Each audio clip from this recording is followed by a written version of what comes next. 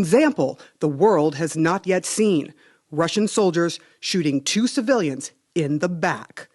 CNN obtained the surveillance video taken from this vehicle dealership that sits along the main highway to Kyiv. The video is from the beginning of the war, as Russians tried and failed to shell their way to the capital.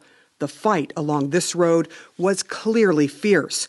But what happened outside this business was not a battle between soldiers or even soldiers and armed civilians. It was a cowardly, cold-blooded killing of unarmed men by Russian forces. The soldiers show up and begin breaking in. Inside of a guard shack, 2 Ukrainian men prepare to meet them. We track down the men's identities. One is the owner of the business, whose family did not want him named. The other was hired to guard it. My father's name is Leonid Alexeyevich Platz. His daughter Yulia wanted the world to know his name and what the Russians did to him. Both civilians, both unarmed. We know this because the video shows them greeting and getting frisked by the Russian soldiers, and then casually walking away. Neither seemed to suspect what was about to happen.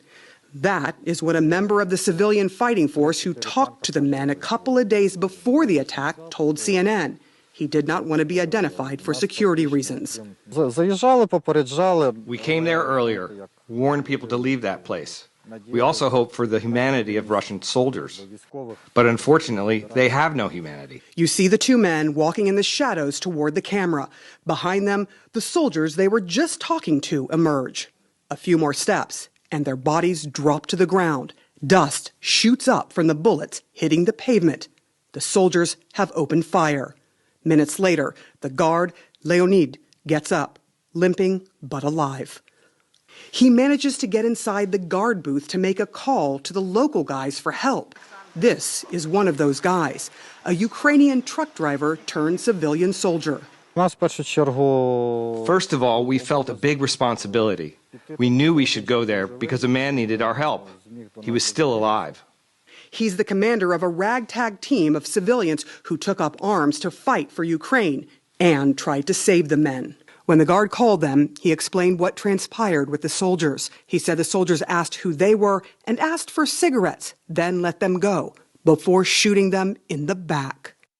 When his men finally got to Leonid, he had lost massive amounts of blood. One man from our group went there, and the guy was still alive. He gave him bandages, tried to perform first aid, but the Russians started shooting. They tried to fight back, but were unsuccessful. They didn't have the firepower to save their countrymen. Yulia, have you seen the video? I can't watch it now. I will save it to the cloud and leave it for my grandchildren and children. They should know about this crime and always remember who our neighbors are. Her neighbors to the north, these Russian soldiers, showed just how callous they are, drinking, toasting one another, and looting the place minutes after slaying the 2 men. What were the last words that you remember he said to you? Bye-bye, kisses, say hello to your boys. Her boys will be left with a terrible, lasting memory, the death of their grandfather, now being investigated as a war crime by prosecutors. Yulia says her mother actually encouraged her to speak with us because she